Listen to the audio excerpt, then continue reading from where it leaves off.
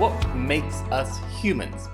Aristotle defines us as rational animals, which means we have the ability to think logically and persuade others, or be persuaded by arguments. Arguments are everywhere. Wherever you read a news story, watch a vlog, make a comment on the internet, talk in a family dinner, have an online discussion, or a debate, you can encounter arguments. Each time you tell someone to do or believe something, or when you're explaining why you do or believe something, you are giving an argument. When you study in the Global Citizen Program, the arguments can happen when you discuss with friends in class, as part of your presentation, or when you debate. The challenge is we are easily confused between making a good argument with solid evidence and logic with just a verbal fight when people are trying to outshout each other. Learning how to make a good academic argument can help you think more clearly and become a more persuasive person, someone who people will understand and listen to. What is academic argument? The purpose of argument is not to attack someone who disagrees with you or to beat an opponent into submission. It is to convince people to believe in your points. An academic argument is a type of formal argument that takes a stand, presents evidence, includes documentation or source of the evidence, and uses logic to convince an audience to accept, or at least consider, your position.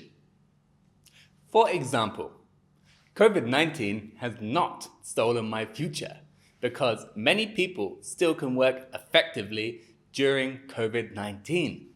According to Dingle et al., research in the US, Becker-Friedman Institute, 83% of jobs can be done at home for educational services. 79% of management jobs can remotely maintain work relationship. Therefore, I believe if you are creative, your work can be just as effective. So what are the elements of an academic argument? There are 3 parts of an academic argument, as you can see here. Part 1, Introduction. In this part, you will present your opinion about the motion and a reason for it. In the example above, the introduction is COVID-19 has not stolen my future. That's the opinion. Because many people still can work effectively during COVID-19, that's the reason. Part 2, your evidence to prove your opinion. Evidence can be observation, examples, facts. However, strong evidence should come from trusted sources, such as official news, and especially research journals, like what the Global Citizen Program provides you for each debate.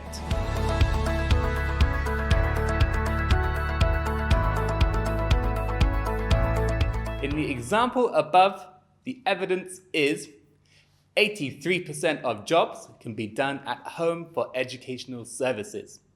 79% of management jobs can remotely maintain work relationship. The source of this fact is from Dingle et al., research in the US Becker-Friedman Institute. Part 3, Conclusion. The final sentences to reinforce your point. In the example above, the conclusion is, I believe if you are creative, your work can be just as effective.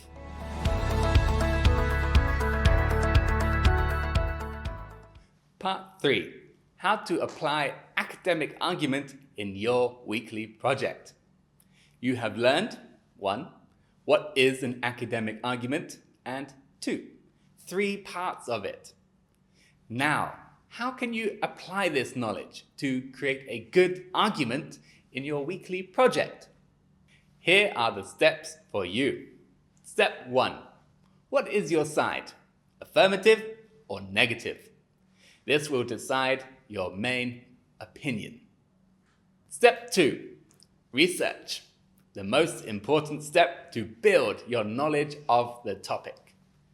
First, read and take notes from the learning materials, news, research papers, and lectures. Second, collect all the facts. Put them in categories: affirmative, negative. Example, the Super League is more likely to support the affirmative team on the motion, football is more about business than sport. Third, create an outline for your argument, following the structure of 3 parts.